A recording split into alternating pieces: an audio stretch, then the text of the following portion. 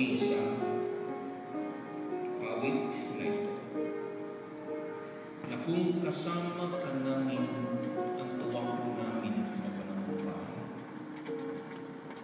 At kung kami lamang ay matututo, Panginoon, na tumawag sa iyo, na hingin, Panginoon, at mithiin po namin na ikaw ay dumating sa amin. Kagaya ng awitin, Panginoon, tuwalay, walang hanggan. Panginoon, nais po namin maramdaman at maranasan ang pagdating mo. Dahil tunay na ikaw ay darating, nais po namin, Panginoon, na ikaw ay dumating sa aming buhay. Pwede po ba, Ama, na ikaw ay dumating ngayon,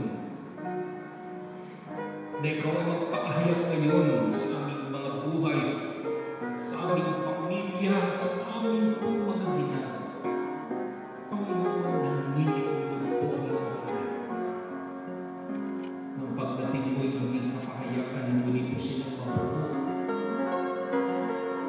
Kapahayagan na ikaw ang magliligtas po sa kanilang kalagayan mula sa kapighatian, kalungkutan, maging sa mga panahon ng kapalaran. Ikaw ang Diyos na ang pagdating mo'y mayroon kang gagawin na kabangha-mangha sa iyong mga anak. Bayaan mo maranasan nila ang pagdating mo, Panginoon, maging sa manasumpungan bangin ng kanilang kamay, sa kanilang mga hanap buhay, sa kanilang mga trabaho. Na ikaw din ang darating sa kanilang paglilingkod sa iyo. Ikaw din ang darating upang ang hilig po ng kanilang pagtatalaga ng kanilang sarili ay lalong maging maligaya, maging maayos. Ng kanilang paglilingkod ay paglilingkod na punong-puno ng katiyakan. Paglilingkod na may pag-ibig, paglilingkod na may kapatawaran.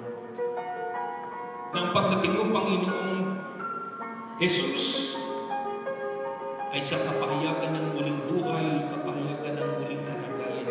Kaya po sa sandaling ito, ang puso po namin ay umaasa ng pagdating mo, Panginoon, Ama namin na sa langit. Lalo higit o Diyos, ang ekspektasyon namin ng pagdating mo ay maglalayo upang lalo po kaming magtiwala, lalo kaming magbigay, Panginoon Diyos, ang aming pong pagtatapat at pananampalataya sa iyo. Dahil sa pagdating mo ay makikita namin ang gawa ng iyong mga kamay sa buhay po namin. Kaya po ang oras na po, Panginoon Manuel, naniniguhod ang iyong mga anak, anuman ang kanilang sitwasyon, anuman ang kanilang kalagayan, anuman ang dahilan ng kanilang paglapit, anuman, Panginoon, ang laman ng kanilang puso, bago pa man sila lumapit, Panginoon, patimulang laman ng mga ito.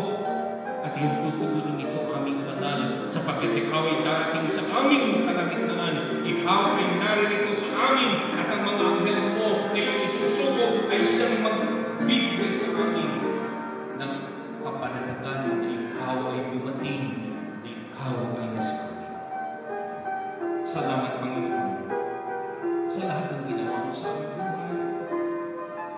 Salamat dahil ikaw ay buhay. Salamat dahil darating ka. Salamat dahil may pagdiriwang kami ng Adbyento. Salamat dahil sa kabila, Panginoon Diyos, ng aming kahinaan, sa kabila ng aming pong kawalan, mayroon kami, Ama, na darating para sa amin.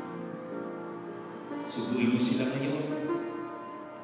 Ihalin mo sila, Panginoon, sa buhay. Gawin mo ang buhay ko nila, Panginoon, banal ay puno-puno ng pag-asa. Dahil ito'y pag-asa na mula sa iyo. Tinakas ko ang bawat sa buhay ngayon. Tinakas ko, Panginoon Diyos, ang kanilang pong mga kalagayan. Dahil alam ko, ang Diyos sa sandaling ito, dumating ka para magbayad ka.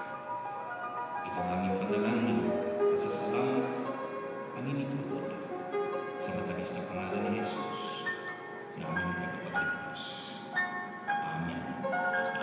Tumayo po tayong lahat. Gamitin natin ang minsa.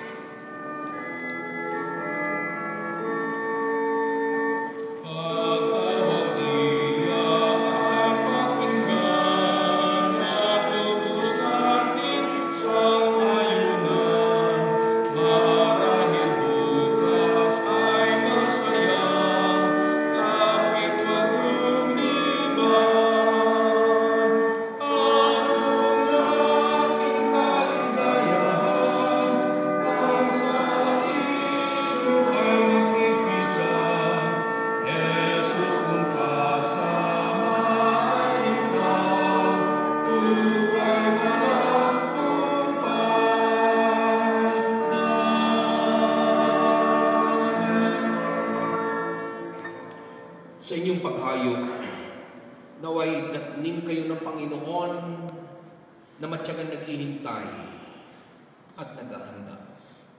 Darating siya sa bawat isa. At ngayon, tanggapin niyo masaganang biyaya ang pag-iingat, pagliligtas ng Ama, ng Anak, at ang Banal na Espiritu manahan sa inyo mula ngayon hanggang wakas.